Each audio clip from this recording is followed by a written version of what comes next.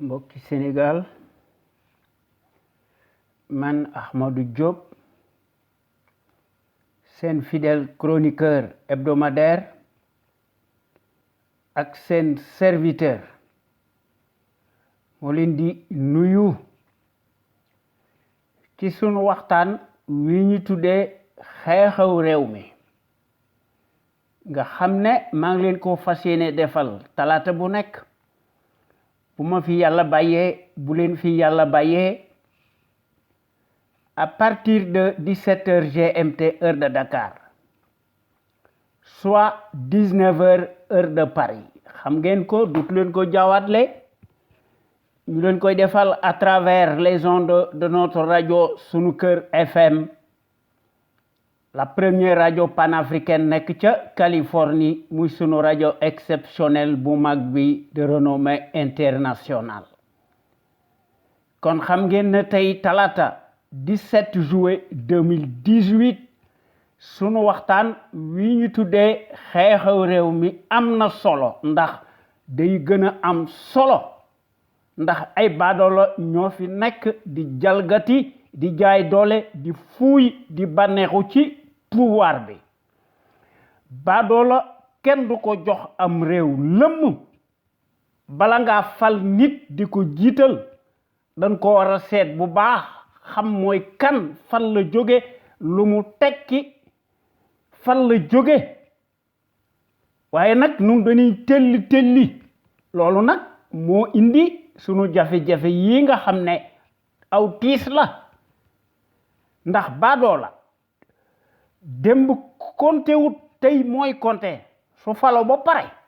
ndax workat la ndax tëddewut njaaxaanaay ndax sunu Sénégal gii dañ ko séntu woon ci gileem mu wàcc ci mbaam ndax ay mbaam ñoo fi nekk ay golo ay guignol ay workat beew fuuy ñoo fi nekk lëjël ñu witt ñooñu lañu teg ci sunu bopp réew mii nga xam ne la gouvernance ethnique ne de ko bandung moo indi sunu naqar wii évidemment l'erreur se paye cash en politique waaye nag comme d'habitude yéen waa Sénégal ak sénégalais ak sénégalaises yi nekk ca biir réew ma ak sénégalais ak sénégalaises yi nekk ci bitim réew ñu leen di tudde les sénégalais de l'extérieur maanaam les expatriés noo ngi leen di nuyooti di leen sant di leen gërëm te di leen sargal ci déglu bi ngeen nu déglu bàyyi seen yitte yépp kon gàcce ngalama yéen waa Sénégal amu leen morom ñoo ngi jox njukkal aussi tous nos auditeurs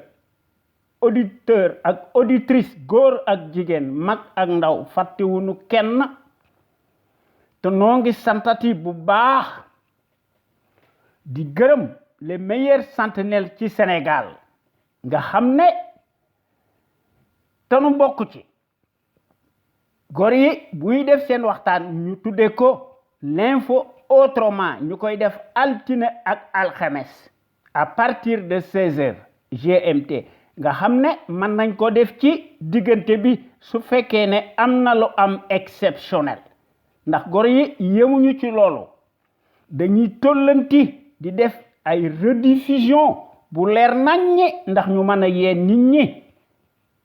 ndax la répétition est pédagogique góor yooyu duñu tay dañuy tollanti samedi bu nekk ñu indi beneen waxtaan ñu tudde ko en toute objectivité loolu doyut dimanche bu nekk ci loolu la ñu nekk ñu indi beneen waxtaan ñu tudde ko la voix des jeunes maanaam baatu ndaw ñi ak yoonu ndaw ñi loolu mooy ne góor yooyu wax dëgg yàlla ma ay kilifa lañu ndax ay patriotes de haut niveau lañu dañoo bëgg sunu dëkk bi ndax ñoom dañuy def des analyses pertinentes sur la chose publique remarquable nga xam ne seen wax dafa am njariñ ndax dañ koy tàbbal à travers les ondes de notre radio Sunu Kër FM la première radio panafricaine nekk ca Californie muy sunu radio exceptionnelle bu mag bi de renommée internationale xam ngeen ne tey jii wax dëgg yàlla depuis juróom-ñaari at sunu réew mi dafa tumuranke jaaxle ëllëg kenn xamul nu muy demee ndax baadoola lañu fal boo xam ne dafa bew ak ay surgaam ndax ci loolu lañu masa nekk kon sunu réew mi nañ ko jubbanti waaye ñun ñi nga xam ne ñoo nekk ci membre actif ci conscience patriotique pour le changement xam sa réew bëgg sa réew jariñ sa réew baadoole yii fi nekk lëjul ñu wit lu mu leen jaral nañu ko jaral yorunu paaka yorunu gobar sunu discours lañu yore ak sunu xalima ndax sunu réew mi il faut que ñu jubbante ko teg fi ay gor bàyyi saay-saay si ndax saay-saay bu sàccee noonu rek lay mën a gouverner te loolu moo fi am depuis juróom-ñaari at te loolu kenn mënu ko weddi ndax baadoola lu mu wax weddi ko di daganal ay ndëggateem te loolu kenn mënu ko weddi ci baadoola boo xam ne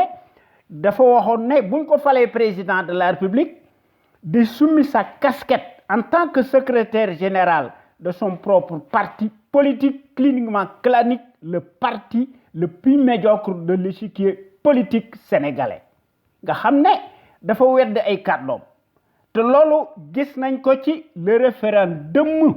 ci législative yi ak ci municipal de Pakouti ci 2014 mu tollanti ci législative cataclysmique des submersions kooku ku yaakaar ne ay carte moo ko fi jële élection libre transparente man day gëwuma ko te loolu wax dëgg yàlla il faut que ñu bàyyi ci xel ndax il faut que ñu tabaxaat sunu réew mi indi fi contradiction séparation des pouvoirs am fi ñu koy defee comme ni ko pays civilisés yi defee sunu réew mi dañoo war a fal gor te bàyyi workat yi ndax njiit yorunu ko baadoola lañu fal boo xam ne li mu mane ñépp xam nañ ko day weddi ay kàddoom ci lépp voilà léegi nga xam ne loolu moo xew ci sunu réew mi ndax tey jii la wàllu gën a aay sunu réew mi dafa tumuranke kenn liggéeyatut kenn gontootut waaye ñoom ku leen gis xam ne xiifatuñu dañoo bew ndax ils sont bien engraissés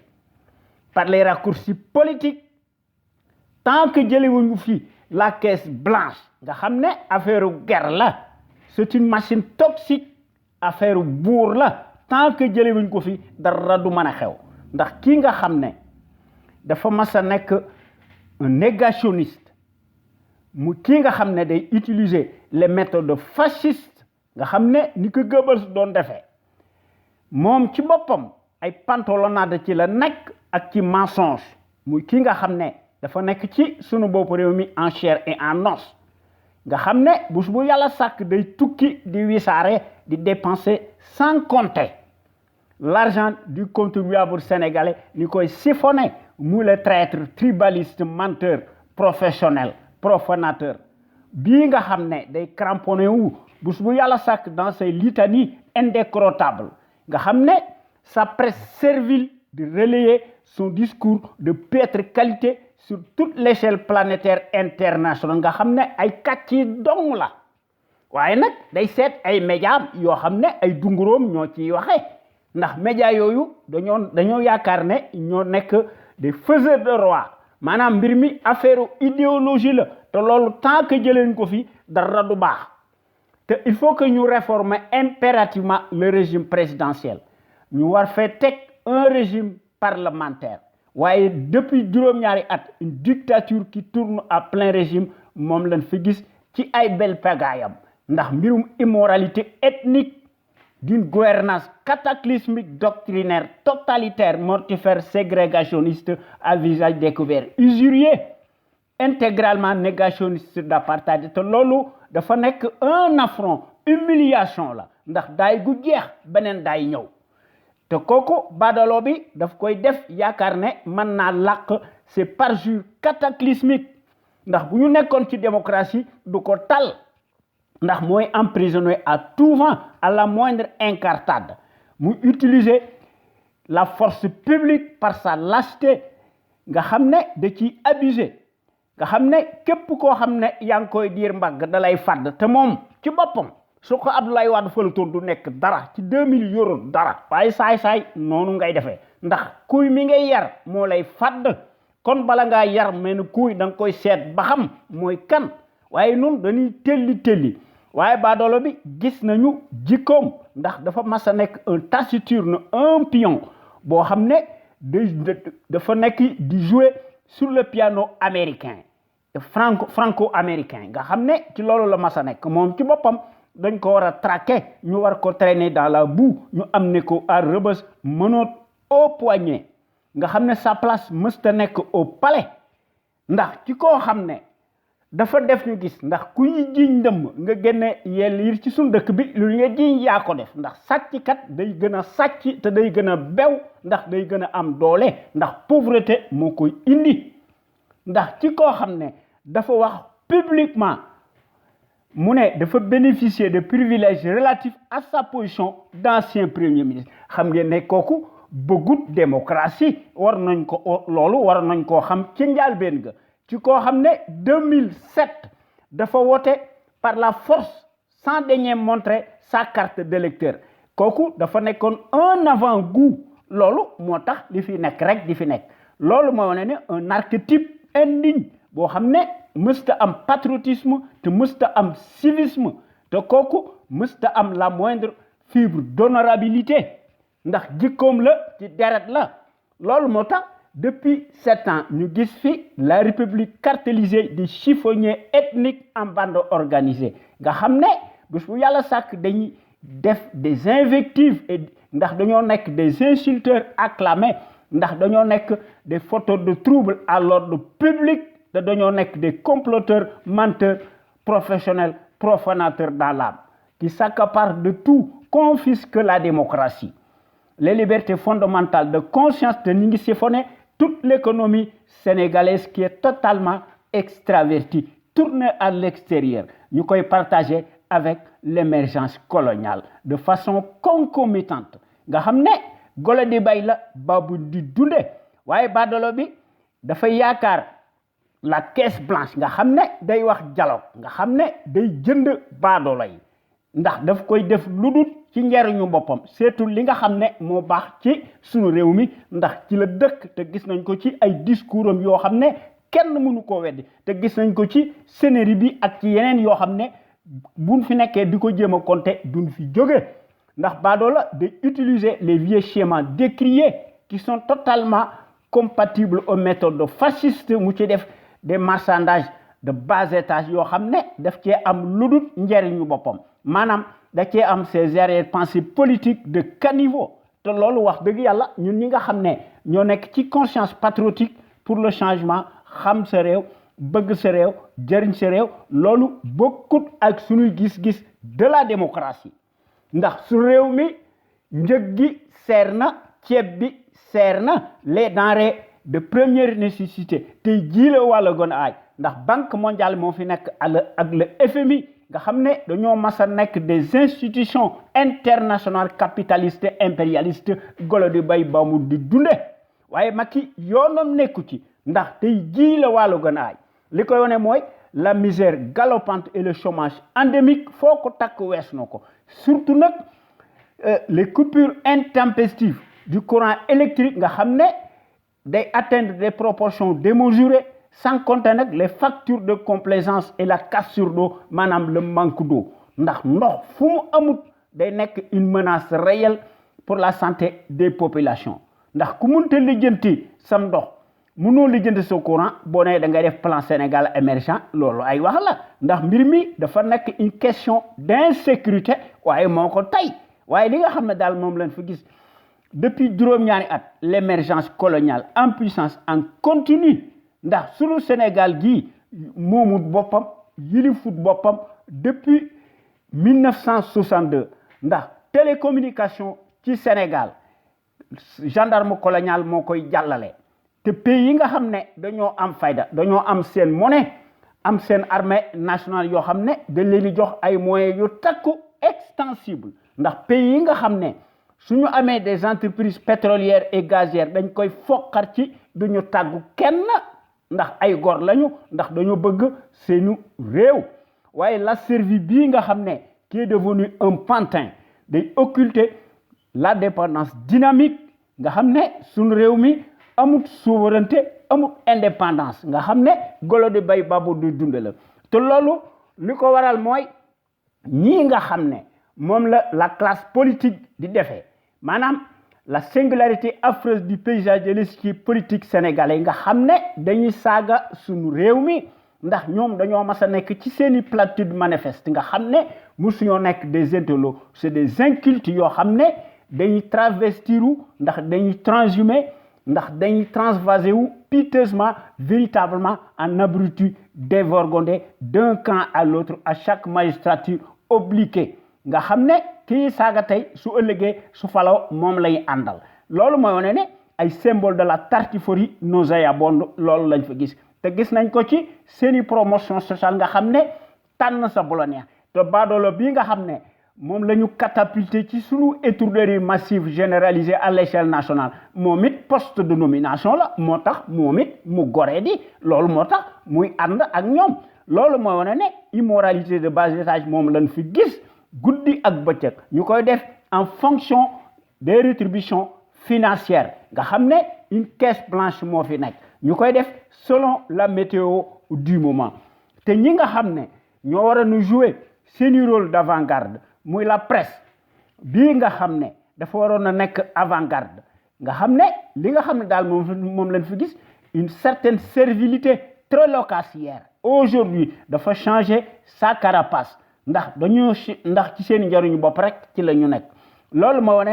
mooy wane ne ñoom c'est une presse corrompue du moins une certaine presse de la tartufferie amuñu benn moralité peu ou prou nga xam ne li nga xam ne moom lañ fi gis depuis juróom-ñaari at une presse affreuse affluente nauséabonde pantouflarde affamée par définition pourrie de la tête aux pieds nga xam ne dañuy tàllal seeni këll di talli ñareet ñu koy def à la place publique ndax dañ leen di engraisser loolu moo wane ne le ridicule ne tue plus dans notre pays à la renverse nga xam ne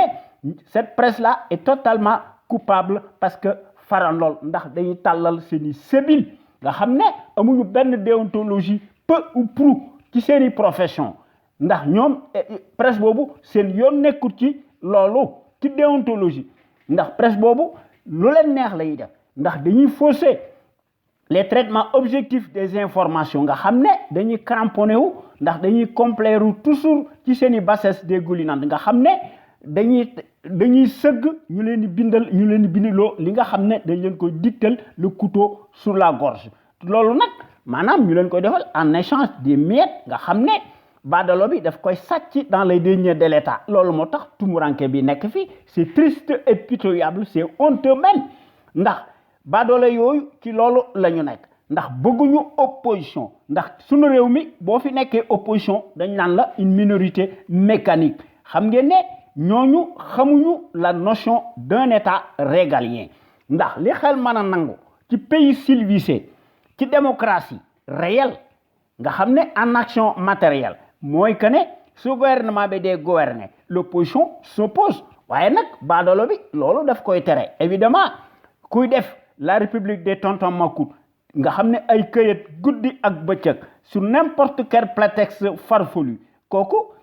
du nangu contre-pouvoir ndax du nangu contradiction te loolu dafa indispensable dans un État régalien waaye baadoolo bi yoonam nekku ci ndax il s'en fout de tout waaye nag loolu jaaxaluñu ndax li nga xam ne moom la fa gis ci Sénégal amuñu ay élite ay farandool ay baadoolo yoo xam ne tekkiwuñu dara du moins ñi nga xam ne dañuy transhumer à chaque magistrature carambouilleuse nga xam ne li nga xam ne moo ci nekk néew tax waaye loolu moo fi am nous avons tous commis une faute politique irréparable en élisant un traître nègre de service qui le prouve sur le terrain du crime kon il nous faut absolument nous rectifier le tir c'est une question de survie mbir mi affaire démocratie la ndax la démocratie est en péril depuis le 25 mars 2012 à nos jours li nga xam ne moom lañ war a def ndax liy compter mooy le rapport de force et non certainement pas le suffrage universaliste ndax un dictateur du organiser mukk ses parodies électorales di ko perte te loolu c'est le cas du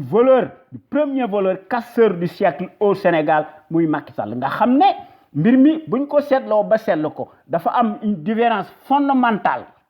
entre Abdoulaye Wade ak son successeur nga xam ne Abdoulaye Wade moo ko créé de toutes pièces li nga xam ne moom lañ fi gis mooy un voyou au sommet de l'État vassalisé et personnalisé jusqu'à la lie ndax certains Sénégalais candides ñoom dañ lay wax ne la sàcc jeex na ci réew mi ci ay élections maanaam dafa mel ni que dañuy fàtte ndax koo xam ne li nga wax defoo ci dara sa mandat wàññiwoo ko nga ubbi baal bi di tëj tey di def say municipal de pacotille ci 2014 nga tollanti def référendum loolu doyut mu defaat ko ci législative cataclysmique addu kalpe foqar ci këf nangu tey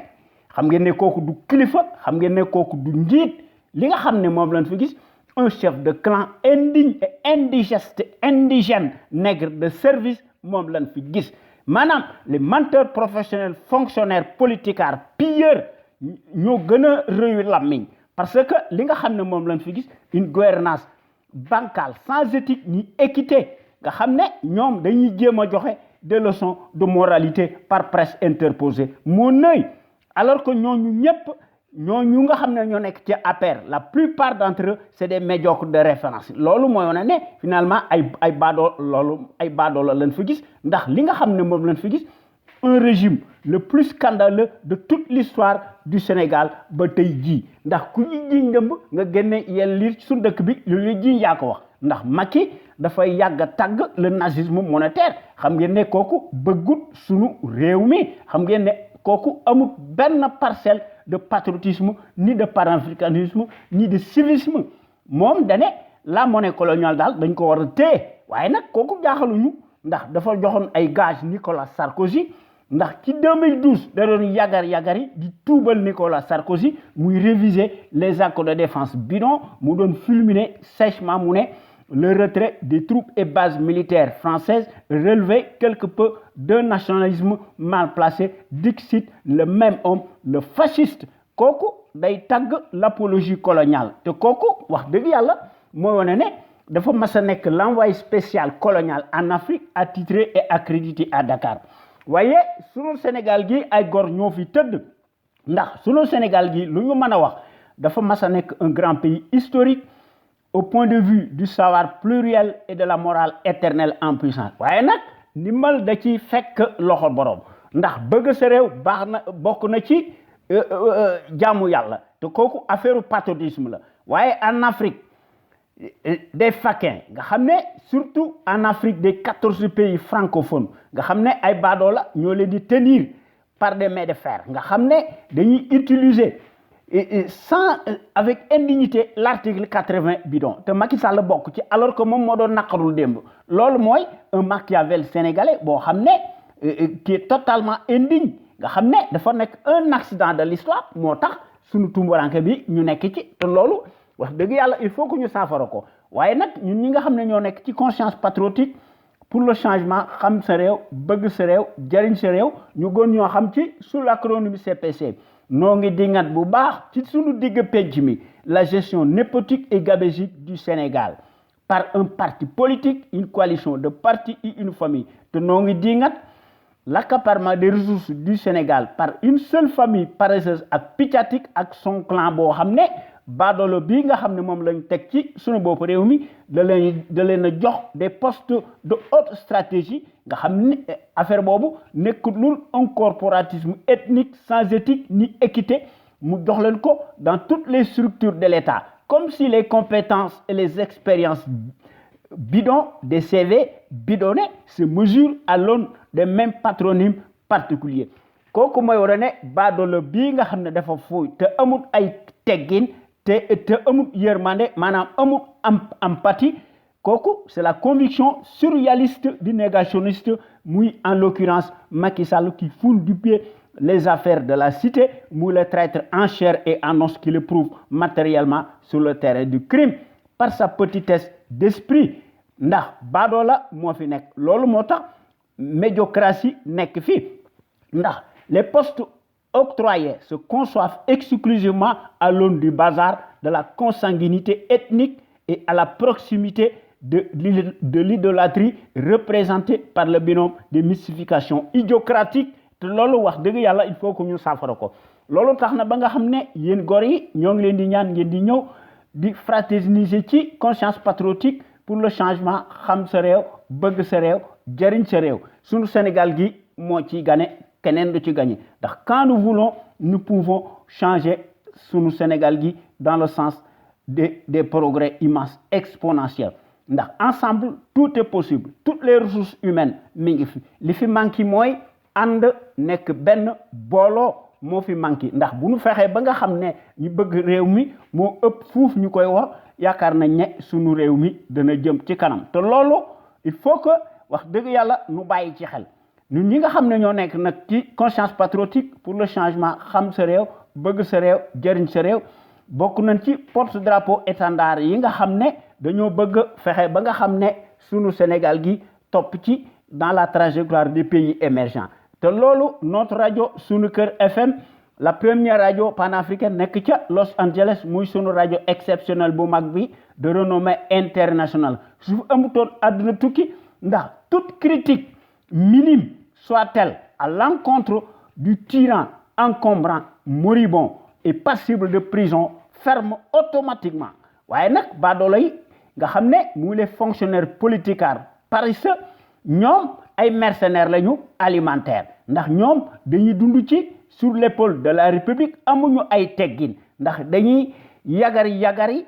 di tàllal seeni këll ak seeni loxo nga xam ne ñu koy defal sàcckat bu mag bi nga xam ne woorkat la te dafa fuuy ndax day bànneexu ci pouvoir bi ñu koy tresser ses éloges imaginaires xam ngeen ne un fonctionnaire si riche n'est pas synonyme de patriotisme te kooku nekkul kilifa waaye dafa nekk un indigne chef de parti politique cliniquement clanique wane ne ko ci sunu digg penc mi te loolu kenn dutu ko werante te ñun ñi nga xam ne ñoo nekk ci conscience patriotique pour le changement xam sa réew bëgg sa réew jëriñ sa réew ñun doonoo considérer ne sunu réew mi il faut que sunu réew mi moom boppam mu mën a tracer mu maanaam mu yilif boppam ndax c'est à ce prisme là que sunu Sénégal gi mën a retrouver sa dignité ak sa plénitude boo xam ne moo koy bâtir librement sur des bases voulues ñu topp ci tànk yi nga xam ne ci la nation émergente yi nekkee ndax ñépp xam nañ ne hier comme aujourd'hui depuis 14 ans notre radio sunuker.com qui est à l'avant-garde et à la pointe du combat juste et pour l'émergence du Sénégal debout et fier de l'être su rajo bi mësta nekk ci les chantiers battus ndax su rajo bi day proposer bés bu yàlla sàkk du neuf ndax su rajo bi day briser les tabous ndax su rajo bi day bousculer les idées reçues te su rajo bi day innover ndax day populariser la démocratie ndax su rajo bi mësta nekk ci les conventions surréalistes de l'établissement ndax su rajo bi bés bu yàlla sàkk day inscrire toujours dans sa trajectoire révolutionnaire qui évolue dans le bon sens des valeurs et des progrès immenses, exponentiels, salutaires et indispensables, pour que nous soyons capables d'assurer le destin de notre pays sur des bases voulues en toute indépendance et en toute conscience. Ndax, qu'on le veuille ou non, n'en déplaise aux autres, ce radio bi est devenu un phénomène de société qui reste le seul à aborder librement les sujets les plus variés qui sont considérés comme la loi de l'omerta, en particulier la gouvernance politique, bancale, ethnique que les médias serviles du service public ak privé ndax médias yooyu du aborder sujet yooyu ndax ñëpp xam nañ ne tey ku kenn duutu ko jaawatle médias yooyu dañoo mas a nekk des instruments alimentaires politiques monopolisés par le pouvoir calamiteux tortionnaire nga xam ne duñu def traitement objectif de l'information waaye dañ koy passer sous silence loolu moo ne amuñu patriotisme te amuñu civisme waaye nag su rajo bi mooy compenser seeni ndëngte ndax su rajo bi bés bu yàlla sàkk day def des innovations multiples tant par la qualité des informations qui sont publiées sur notre site sunuker.com que par les analyses pertinentes des sentinelles sénégalaises nga xam ne ñooy wax à travers notre radio Sunu Kër FM bi nga xam ne dafa mas a nekk l'avant-garde du civisme et du patriotisme te loolu dafa nekk une exclusivité de notre site sunukër.com maanaam sunu rajo bi moo nekk la rajo panafricaine de renommée internationale nekk ca Los Angeles ci Californie te loolu vous ne trouvez nulle part ailleurs de telles informations capitales utiles les plus importantes si diverses et si variées par la qualité et leur tonalité, surtout celles qui relèvent de la géopolitique, nga xam ne day contraster parfaitement avec la platitude manifeste de la servilité en place. Nga xam ne dañuy embellir le bilan chaotique du négationniste ethnique révisionniste nga xam ne dont l'immoralité malodorante nga xam ne sans égal exceptionnel et substantiel à son ADN nga xam ne ci loolu la nekk évidemment ci loolu il n'y a rien d'étonnant de la part d'un professionnel menteur en la matière qui ment plus qu'il ne respire ndax sunu Sénégal gi du mën a génn ci pénombre bi et du guêpier infernal auquel il est confronté depuis 7 ans tant que sunu Sénégal gi réglé wut dama koy waxati le compte des traîtres nga xam ne te baadoolo bi moo ci jiitu ak sa bande de fripouilles alignés toutes coalisées te loolu wax dëgg yàlla il faut que ñu saafara ko loolu moo wane ne su rajo bi un panel d'intellectuels d'hommes et de femmes ñoom ñëpp dañoo nekk de gros calibre ndax dañoo doué en matière grise ndax bu su yàlla sax dañuy exprimer wu en toute connaissance de cause et en toute conscience ndax dañuy démontrer magistralement seeni capacité intellectuelle ndax ñoom ñëpp dañoo nekk des têtes bien pleines ndax dañuy décortiquer ndax dañuy font part de l'expertise de leur expertise sur les produits toxiques chimiques notamment les faits divers scientifiques sanitaires sociaux religieux et politiques sans oublier nag les incivilités patentes dont sont coupables les politicards véreux yi nga xam ne dañoo faillir ci seeni mission régalienne ndax dañoo ubbi la boîte de Pandore à certains citoyens égarés par leur manque de conscience nga xam ne dañuy soulager publiquement et indignement aux abords des bâtiments te loolu c'est à l'image de nos politicards moo tax ñoom it ñu nekk ci seeni anarchie te loolu il faut que mu jeex kon soyez donc plus nombreux ngeen di déglu gor yi wala ngeen yor seeni xalima bokk ci waxtaan wi nga xam ne ñu ngi koy def à travers notre radio Sunu Kër FM la première radio panafricaine nekk ca Los Angeles muy sunu radio exceptionnel bu mag bi de renommée internationale ndax sunu rajo bi moo mas a nekk la radio la plus populaire boo xam ne qui reste l'éternelle cheville ouvrière des sentinelles sénégalaises aux vérités implacables aux bras d'acier inestables et qui font constamment preuve d'analyse pertinente sans complaisance ne souffrant d'aucune ambiguïté sur la chose publique au Sénégal muy sunu Sénégal gi nga xam ne wax dëgg yàlla ñun ñëpp noo ko bëgg soppi ko waaye bés bu yàlla sàkk actualité politique bi day bari ndax day senn te day siit ba nga xam ne du ñu xam fan la ñuy commencer ak fan lay teeral dañuy seet li nga xam ne mënuñu ko ñàkk bañ a wax ñu wax ko ndax bu ñu bëggee wax lépp duñ fi jóge te ñun ñi nga xam ne ñoo nekk ci conscience patriotique pour le changement xam sa réew bëgg sa réew jëriñ sa réew li nga xam ne daal moonu yitteel te moonu farataal te moonu war a farataal dañoo war a uniru ndax ñu mën a rassembler autant de patriotes sénégalais et ex-sénégalais autour d'un idéal commun pour cela nag il faut que ñu indi ci suñu kéemtalaay kattan ñu indi ci patriotisme indi ci civisme ku ne indi ci sa xalaat bu rafet nga xam ne li nga xam ne mooy jën wu mag yi te aussi ñu indi ci démocratie participative li nga xam ne mooy jën wu mag bi muy la clé de voûte boo xam ne moo nekk la volonté politique de chaque sénégalais ex-sénégalais nga xam ne fu mu mën a nekk ci àdduna bi danoo war a fexe nekk benn ndax sunu Sénégal gi mën a nekk le phare de la démocratie plein développement économique politique militaire financier am fi sunu Sénégal gi du jëgaani fenn sunu Sénégal gi ak ci sunu soldats si ñu mën a assurer la sécurité de nos frontières ak sunuy nit ndax ku lay dimbali day ëmb sa sangal waaye loolu du ma tay di ko wax ndax jàngkat bu mag bi nga xam ne moo fi nekkoon dafa bind téere yu am solo yu baax yoo xam ne li mu wax kenn mënu ko weddi muy Cheikh Anta Diop le visionnaire hors pair l'éternelle figure de proue charismatique le gros calibre homme d'honneur le kamit panafricain moom dafa mas di wax ne l'Afrique doit opter pour une politique de développement scientifique et intellectuel et y mettre le prix sa vulnérabilité excessive des 5 derniers siècles est la conséquence d'une déficience technique, le développement intellectuel est le moyen le plus sûr de faire cesser le chantage, les brimades, les humiliations. L'Afrique peut redevenir un centre d'initiative et de décision scientifique au lieu de croire que les condamnés à rester l'appendice, le champ d'expansion économique des pays développés. waaye li mu waxoon defuñu ci dara loolu moo tax suñ réew mi tardé te loolu du ma tàyyi di ko répéter ndax la répétition est pédagogique te loolu dafa nekk notre combat légitime maanaam il faut que nu mën a def suñ bëggee suñ dëkk bi jëm ci kanam il faut que nous réformer impérativement dans les meilleurs délais le régime présidentiel ñu remplacer ko par un régime parlementaire bu ñu ko defut day nekk lu dul un coup d'épée dans l'eau te il faut que ñu tabaxaat suñu dëkk bi indi fi des principes démocratiques ak des institutions fortes inviolables respectées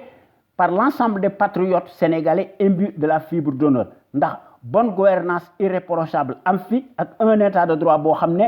président de la République bu ñu fi defee un régime parlementaire day nekk lu dul un symbole waaye tant que defuñu ko maanaam dara du xew te loolu dafa nekk liggéey bu rëy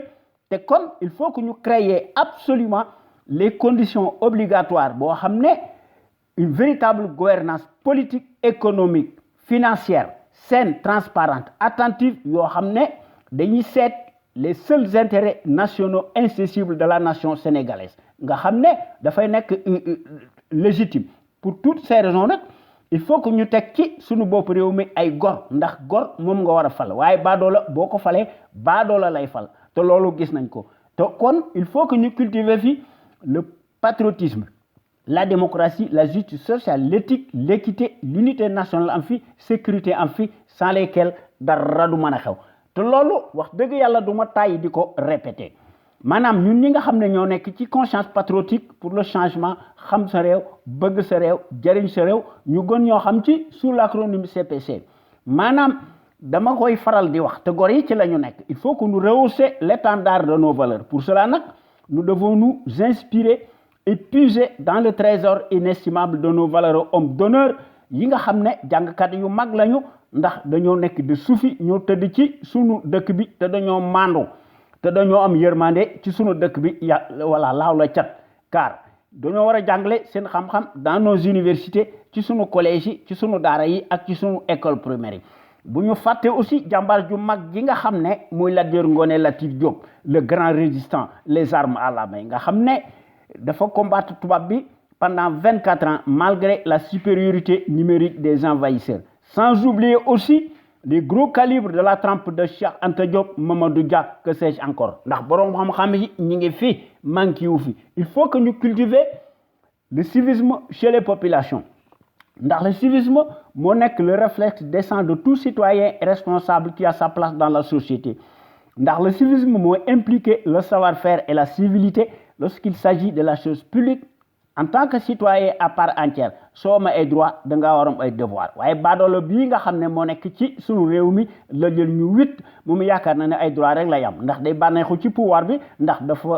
dafa bew ndax il n'était guère préparé pour occuper ce poste moo tax am réew bala nga ko jox nit da nga koy seet xam mooy kan fan la jóge ak lu mu tekki nga xam ne ay waar juróom ci loolu baax nañu wala ci lan la nekkoon démb waaye suñu dëkk bi ku la gën a mën a sàcc moom la ñuy àndal loolu nag wax dëgg yàlla moo tax suñu réew mi tumburanke waaye ñun ñi nga xam ne ñoo nekk ci conscience patriotique pour le changement xam sa réew bëgg sa réew jëriñ sa réew bokk nañ ci l'avant-garde yi nga xam ne dañoo bëgg a yee nit ñi exclusivement sur la chose publique ndax ku yore sa kër kenn du la wax dara waaye mënoo yore alal réew mi di ko sàcc ba pare di tëj kaso xam ngeen ne kooku njublang la te kooku c'est de la lâcheté ndax kii nga xam ne moo fi nekk di bànneexu moo waroon na jiitu ci kaso bi ndax ci loolu nag wax dëgg yàlla li ñuy wax du mën a neex ndax dëgg yàlla dëgg la bëgg yàlla bëggut kuy fen te loolu noo ngi ciy def une vaste campagne de sensibilisation massive boo xam ne dañoo bëgg a yee nit ñi de façon que chaque sénégalais ak sénégalaise fu mu mën a nekk ci adduna bi dafa war a armé wu de son bulletin de vote boo xam ne day seet koo xam ne mës a sàcc dara te mës a tilimal ci lu néew ko bari ñu wooteel ko librement en toute conscience et en toute indépendance seet ki nga xam ne moo défendre l'intérêt général ñu wateel ko su fekkente ni bii ne scrutin am na waaye baadoolo bii ay carte moo tax mu falu waaye ay carte du ko fi jële kon il faut que ñu génn ci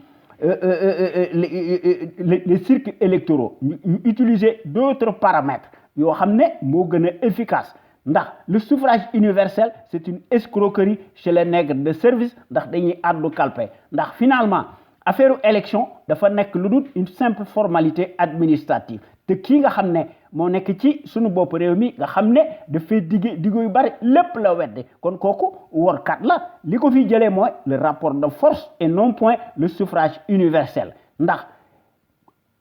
il faut que ñu utiliser d'autres armes yoo xam ne day wuteeg les armes conventionnelles maanaam le suffrage universel ñu mën ko contraindre par la force ndax sunu Sénégal gii du ma tay di ko mënta échapper vraiment aux contingences mondiales obligatoires spécifiques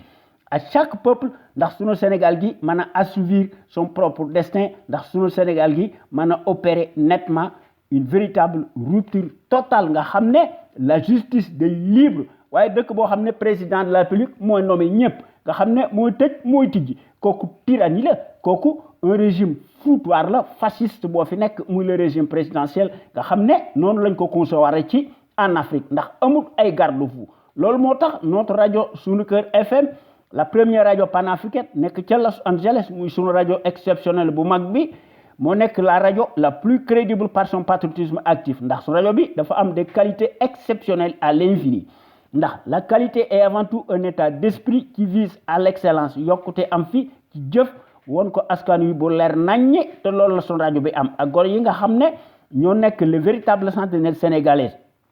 qui s'expriment librement en toute indépendance et en toute conscience sur des bases voulues ndax ñooy mottali par leur esprit alerte la bassesse et la médiocrité d'une certaine classe politicarde plutocrate multimilliardaire des raccourcis politiques ndax les sentinelles sénégalaises qui s'expriment à travers les ondes de notre radio sunukeur.com ñoom ñëpp dañoo am une logique patriotique nationaliste bien placée yoo xam ne ñu ngi koy distiller dans les consciences sénégalaises pour que sunu Sénégal gi aille de l'avant ndax sunu Sénégal gi mën a topp ci tànk yi nga xam ne ci la grande nation émergente yi nekk nga xam ne ku leen tooñ ñu diggaale koog yow bam saf-sap loolu jaaxaluñu ndax sunu rajo sunu kër bi nga xam ne moo nekk la première rajo panafricaine nekk ca Los Angeles muy sunu rajo exceptionnel bu mag bi nga xam ne historiquement et présentement elle est la référence exemplaire et à la différence d'une certaine servilité stable de référence nga xam ne s'accommode mécaniquement et hystériquement par la désinformation et la manipulation nga xam ne médias yooyu dañuy agir au doigt et à l'œil du régime fantoche capitulaire négationniste et de son chef menteur professionnel profanateur menteur professionnel en place nga xam ne baadoolo bi ci loolu la nekk te loolu moo ne ne notre radio sunukeur.com fidèle à elle-même nga xam ne dans sa ligne éditoriale qu'on lui connaît reste plus que jamais le rempart de la démocratie réelle qui porte par excellence la marque du support médiatique sénégalais le plus libre pour son indépendance plausible par rapport à un exécutif corrompu, juge et parti, impulsif et qui dicte sa propre loi arbitraire au nom de la tyrannie pour faire taire toute voix discordante des opinions libres. ndax sentinelle sénégalaise yi nga xam ne ñoo nekk fi ñu nekk ndax li ñu xalaat dañ ko wax tout haut et publiquement nga xam ne les minables politicards ñu muñ koo wax à cause de leur insuffisance criarde ndax dañuy tàllal seeni këll ak seeni loxo di tarbiyu nga xam ne di ko defal sàcckat bu mag bii nga xam ne moo fi nekk te workat la te dafa fuuy ndax day bànneexu ci pouvoir bi badoolo yi di ko tresser ces éloges imaginaires ndax un fonctionnaire si riche n'est pas synonyme de patriotisme te kooku nekkul kilifa te loolu mënta nekk en aucun cas la loi de l'omerta waaye dafa nekk un indigne chef de clan cliniquement clanique te wane ne ko ci sunu digg penc mi te loolu kenn dutu ko werante ndax gor yi nekkuñu fi rek di ŋàññi wala di sànni ay xeer nga xam ne bés bu yàlla sàkk dañuy proposer des solutions concrètes pérennes idoines tangibles yu wane ne ko ci sunu digg penc mi ndax sunu Sénégal gi mën a nekk un véritable Sénégal émergent totalement opposé à celui des menteries inflationnistes fascistes ndax sentinelles sénégalaises yi nga xam ne ñoo nekk au bon endroit amul ci kenn koo xam nga ne am nga benn complexe lu nee ku bari ndax ñoom ñëpp dañoo am un savoir-faire un savoir-être un savoir productif actif yoo xam ne wax dëgg yàlla kenn mënu ko weddi tey nag dinañ waxati ci menn mbir daanaka ci lañu dëkk guddi ak bëccëg ndax loolu moo nu war ndax la répétition est pédagogique kon noonu waxati ci Macky Sall mii nga xam ne lu ñu mën a wax dafa nekk le mal du Sénégal nga xam ne des procès politiques ou la sale guerre d'un bandit notoire point d'interrogation te loolu danañ ko seet maanaam Macky l'imposteur voleur casseur du siècle le mal du Sénégal s'érige honteusement l'organisateur des procès politiques se déshonore et s'accommode bassement par sa stratégie aléatoire notoire pour croire éliminer par la ruse des adversaires qui l'empêchent d'être au premier tour de 2019 te loolu nan ci bàyyi xel ndax li koy wane mooy procès toxique hautement politique muy Khalifa Sall Karim Wade mbir mi buñ ko seetloo ba seetlu ko indi ci jàngat day nekk maanaam day wane ne prélude la à une véritable débâcle contre la tyrannie de la République familiale des brigands ci 2019 toutefois nag su fekkee ne am na ay élections présidentielles boo xam ne mi ngi déroulé wu dans de conditions optimales démocratiques et transparentes waaye li nga xam ne moo ci nekk quel que soit le vainqueur rien ne changera ndax ce sera toujours un coup d'épée dans l'eau tant que amandé wuñu la constitution moribonde qui donne la primauté au président de la République li fi xew rek moo ci nekk ndax li koy wane tey mooy la rupture totalitaire d'un brigand ne vaut pas d'adversaire politique te war a ne ko ci suñu dëkk penc mi ndax ku ñu jiñ ndëmb nga génn yelli ci suñu dëkk bi lu ñuy jiñ yaa ko def waaye seeni média dañuy labelliser seeni ndëngte kooku ça c'est la loi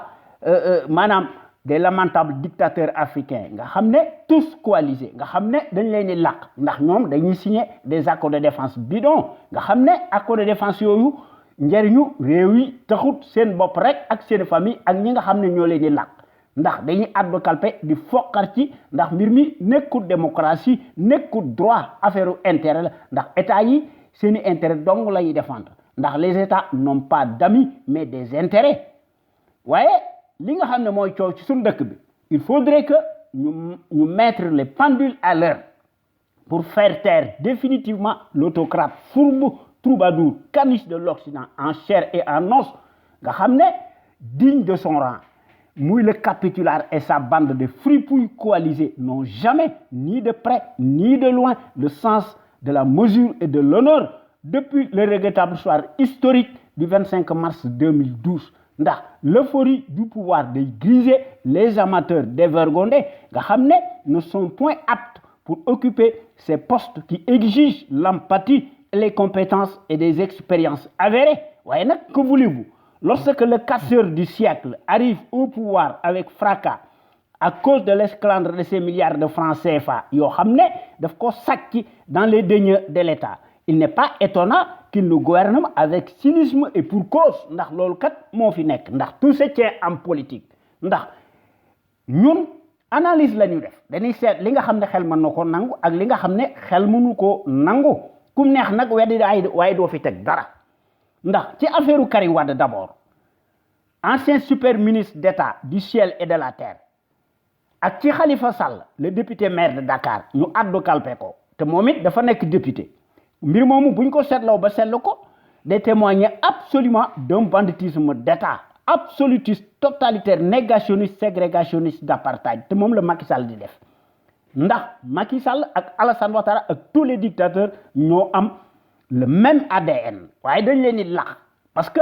la démocratie mondialiste de l'arbitraire démb seen wax bari na waaye foo dégg seen coow wax joxuñu leen seen wàlla ca nago waaye bu njee rendi ay africains seen yoon nekku ci donc compte tenu des éléments tangibles matériels de la CEDEAO dont nous disposons et vous disposez, qui épingle, désavoue publiquement la racaille du pouvoir familial autoritaire cliniquement clanique, net de comme Bandung de la tête aux pieds, n'augure rien de bon. te loolu wax dëgg yàlla loolu il faut que ñu bàyyi ci xel ndax am réew mënee suta nekk di def des procès politiques tout vent depuis 7 ans mel ni looloo taxoon ñu fal la te moom dafa dàq rip ak gàngooram ndax day beral loxo ñi nga xam ne ñoo dàq sàcc kenn du lu tudd ci dara te loolu gis nañ ko ci li nga xam ne moo fi nekk depuis 7 ans gole di bay bambu di dunde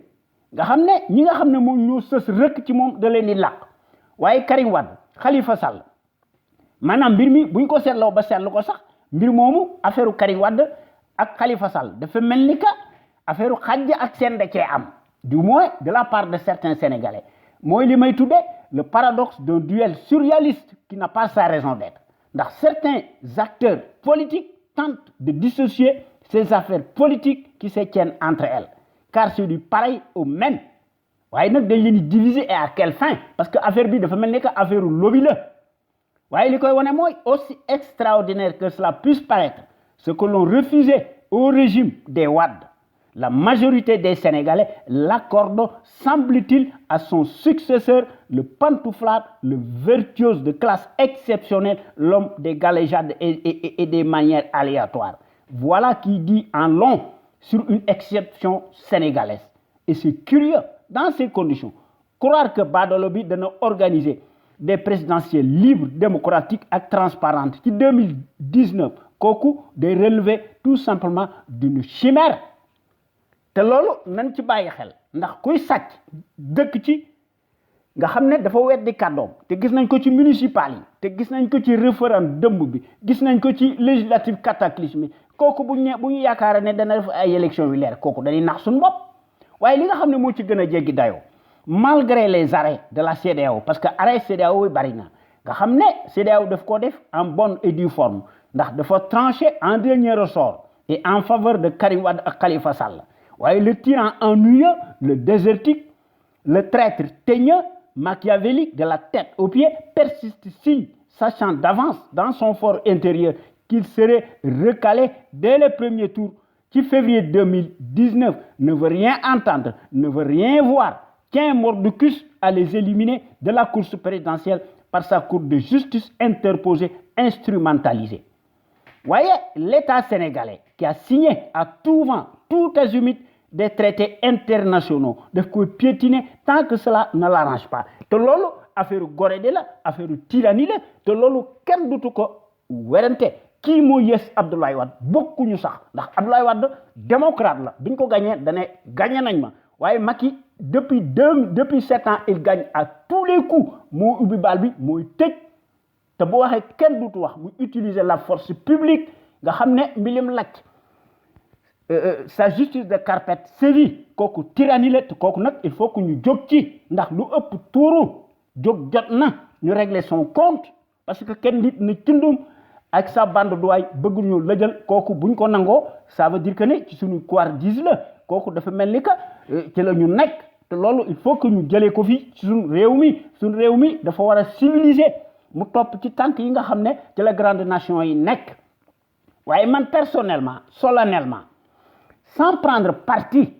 pour les deux candidats, Moui Karim Wade et Khalifa Sall, au présidentiel à date échue, je déclare nul et non avenu de dénoncer les incursions de la justice de carpe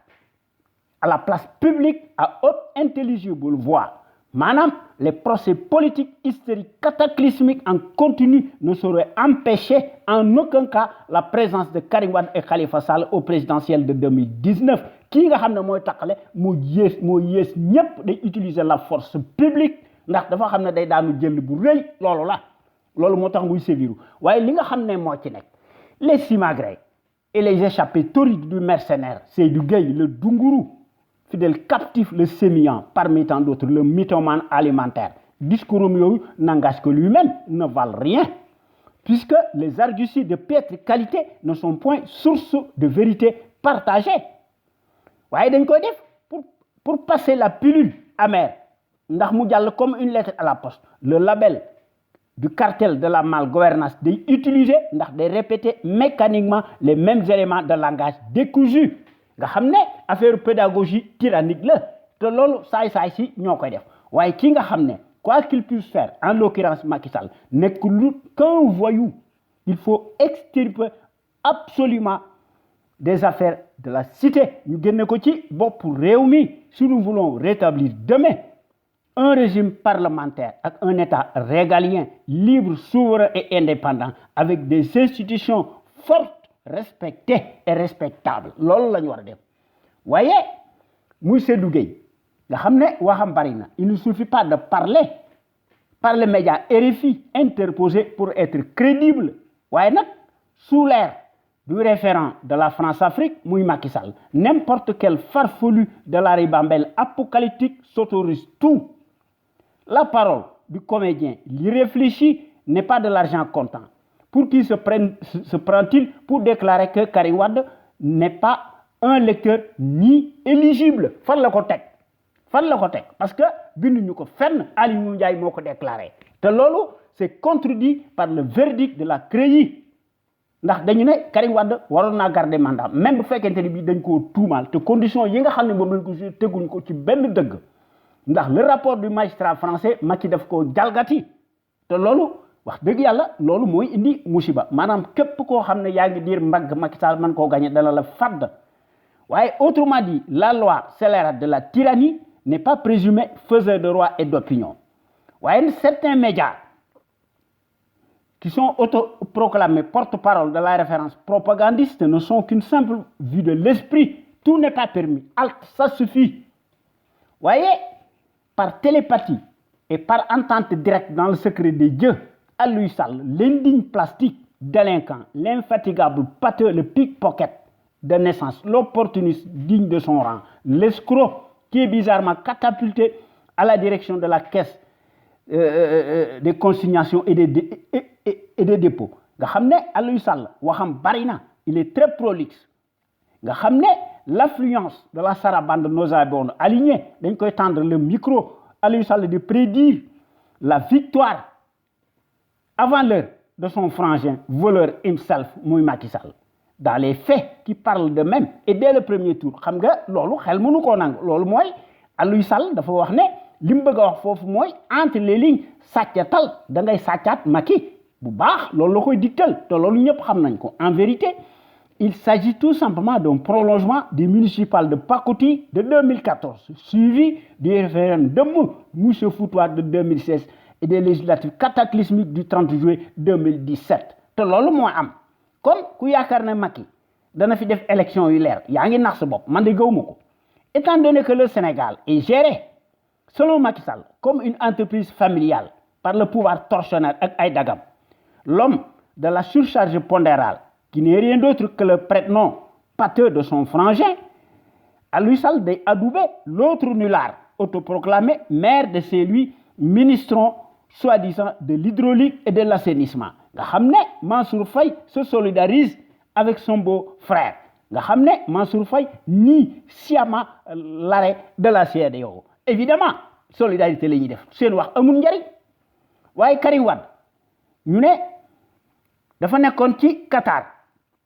Karim dafa déclaré ne bindu na sur les listes électorales te vidéo bi wane na ko te loolu kenn du ko werante ndax bindu na ci le 16 avril 2018 waaye li nga xam ne moo ci gën a jéggi dayo dañoo rejeté sa candidature. Kan moo ko rejeté? Aliou Ngoye Ndiaye nga xam ne le ministron kooku contradiction la muy Aliou Ngoye Ndiaye l'homme nébuleux des compilations massives par ses fadaises kooku waxam amul njariñ ndax discours am maanaam li mu tranché ce n'est pas de l'argent ndax ce n'est pas amul pesant d'or waaye li ci gën a jéggi dayo l'étrange personnage kii nga xam ne juge et partie muy Aliou Ngoye Ndiaye n'est pas habilité pour qualifier ou disqualifier les candidatures des uns et des autres. On est où dans ce pays? Ou bien ministre de l'Intérieur nga loolu neex wax foofu fu ñu ko bind contradiction la de loolu bokkut ak li nga xam ne moo ne ci dossier bi. Loolu moo ne un tel minable a eu le kilo moo doon déclaré ndax moo doon fulminer indignement mooy mi ngi travailler pour que Macky gagne dès le premier tour. Xam ngeen ne kooku goree di la kooku danoo wor kooku baadolo bi la fi nekkal kan moo koy fay nun noo koy fay ci sunuy impôt waaw mu waaye nag Macky Sall la fi nekkal. Loolu mooy wane manifestement que ne un surréalisme insolite suffocant nga xam ne ci muy magistrature ordurière boo xam ne mu détenir le record absolu de toute l'histoire du Sénégal par sa bassesse waaye li nga xam ne moo ci nekk dañu rappeler benn mbir ndax au lendemain de la condamnation de l'ex-super ministre d'État du ciel et de la terre par la CREI en l'occurrence Karim Wade Sidiki Kaba mi nga xam ne moo nekkoon le ministre de la justice et garde des Sceaux Sidiki Kaba dafa expliquer woon ne l'intéressé n'avait pas perdu ses droits civiques, civils et familiaux en vertu de l'article 34 du code pénal. En vertu de l'article L32 du code électoral, sa peine l'empêche de s'inscrire sur les listes électorales pendant une durée de 5 ans. waaye li ci gën a dégg jaay et c'est contradictoire paradoxalement kooku maanaam loolu interdire Karim en rien pour mu mën a concourir à l'élection présidentielle kooku c'est une contradiction ndax nous n'inventons rien ndax le funeste projet de modification de l'article scélérat L57 de ce code nga xam ne day viser tout simplement par la ruse ndax ñu mën a écarter le candidat désigné du PDS ak Khalifa Sall nga xam ne bëgguñu ñu nekk candidat il faudrait finalement mbir mi loolu la alors que li nga xam ne moo ci nekkoon avant ñuy changer loi bi ñu koy def en catimini nga xam ne assemblée nationale amu fi c'est des députés non des députés nga xam ne dañ doon wax ne te loolu dañ ko bind de marbre dans la constitution ñu ne tout sénégalais ak sénégalaise peut faire acte de candidature et être élu sous réserve des conditions d'âge et des cas d'incapacité ou d'inéligibilité prévus par la loi waaye li nga xam ne moo ci nekk léegi dañoo wengel carte gi bi nga xamante ni bii ne Karim bindu na ñu nangu ko ñu ne il faudra que Karim nekk électeur waaw léegi ñu ne Karim nekkul électeur finalement que à quel sens bu loolu mooy finalement affaire politique moo ci làqu mbir mi nekkul justice tyrannie la addu kalpe la foqar ci la loolu la autoritarisme moo fi nekk fascisme moo fi nekk négationnisme pire que li nga xamante ne bii ne moo xewoon ci apartheid waaye kii nga xam ne baadoolo yi nga xam ne ñoo nekk ci plateau télévision yi di fenn dajale ñu ne Karim n'a jamais été déporté au Qatar loolu ay kàcc la kan moo indi avion bi kon lu tax Karim dugg ci avion bi kon lu tax ñu ko escorté voilà le problème parce que baadoolo yi ñoom dañu ne Khalifa Sall ak Karim Wade maanaam ñoo takkal seen bopp loolu mooy ay fen nga xam ne finalement alors que Macky sans Abdoulaye Wade Macky du nekk dara waaye Macky est devenu un voyou et un bandit n'en déplaise à sa bande de thuriféraires incultes yoo xam ne ay naafeq lañu ñoo xam ne ñooy traité de naafeq ak ñenn ñi ñu koy traité ñi nga xam ne ñooy défendre Khalifa Sall ak Karim Wade ñu ne ku pëtax yaa dugal sa bopp mu nëy mais sommes-nous dans quel pays nga xam ne ay pantins lañu mu les sipo conseil bidon de Macky Sall mel ni que réew mi soo amul mandat nekkoo citoyen li nga xam ne moo xew ci réew mi da ngaa war a tëj ci gimi on est où ndax ku wax feeñ jëf feeñ bu ñu fontoo loolu moo wane ne la bande de conseillers soi-disant c'est des malfaiteurs mercenaires alimentaires bidons tous sont désertiques nga xam ne dañoo nekk un capharnaüm affilié à la référence médiocre muy symbolisé par la paire muy la pieuvre empestée nga xam ne baadoolo yi amuñu argument face à leurs contradicteurs waaye dañuy écrabouiller ndax dañuy mettre au pinacle les patriotes qui font vent debout face à la tyrannie du pouvoir usurier avec des propos farfelus nga xam ne finalement dañoo yaakaar ne ñoom rek ñoo am matière grise waaye dañuy utiliser des argumentaires fascistes nga xam ne ay légèreté la cousu de fil blanc nga xam ne finalement ñoom nekkuñu ci leen mel ni daal ko wax ñu ne la vous n'êtes pas les représentants du peuple qui vous a élu comme si les citoyens yoo xam ne joxuñu leen poste waruñoo wax ci réew mi maanaam daal tout citoyen buñ la falu waroo wax ci dëkk bi c'est bizarre et c'est un raccourci kooku mooy ñooñu nekkuñu lu des prétendus conseils de piètre qualité de pacotille qui sont vides comme le tonneau nga xam ne ñooñu dañoo am la langue bien pendue ñooy joxe donneur de leçons évidemment ñoom ñooy substitué wu en lieu et place du peuple on est où waaye dañuy occulter la tyrannie les parjures la trahison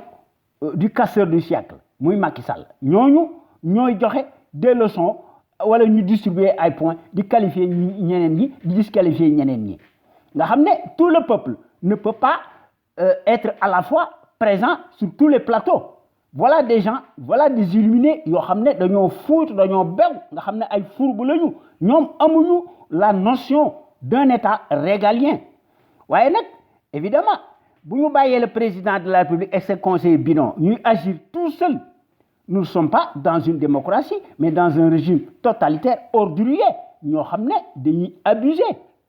de la force publique ndax ñoo fixer les règles du jeu voilà parce que Macky ak sa bande douale se substitue à l'état même te loolu c'est indigne nga xam ne di utiliser ak di modifier l'article L57 ak article 31 ak quelques encablures des circuits électoraux kooku mooy jubadi